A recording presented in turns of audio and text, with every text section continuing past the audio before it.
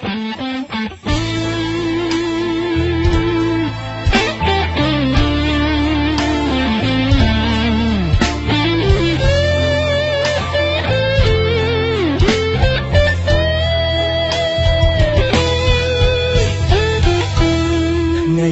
នេះសង្សារខ្ញុំការនឹងគេ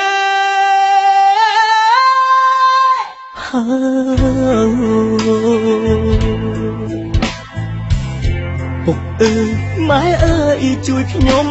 បានទេព្រោះកូនកំឡោមិនមែនខ្ញុំទេគឺជារូបគេអ្នកមានទ្រព្យស្ដុកស្ដំបងមានចិត្តស្មងបានត្រឹមធ្វើសសាទីមានដុល្លារបានអូនធ្វើប្រ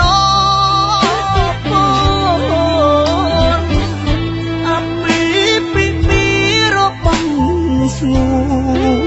នបងត្រូវខួតឈាមក្នុងរូងខាងទៅ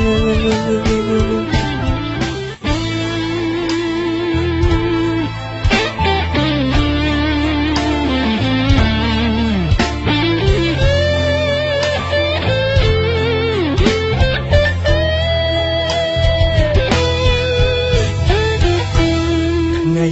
នេះសង្សារខ្ញុំការនឹងគេ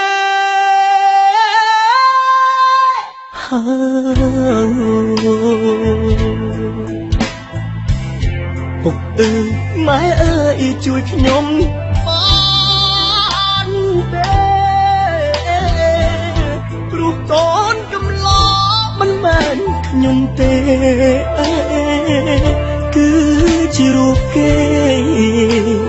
អ្នកមានទ្រព្យស្ដុកស្ដំបងមានចិត្តស្មងបានត្រឹមធ្វើសសាទីមានដុល្លារបានអូនធ្វើប្រ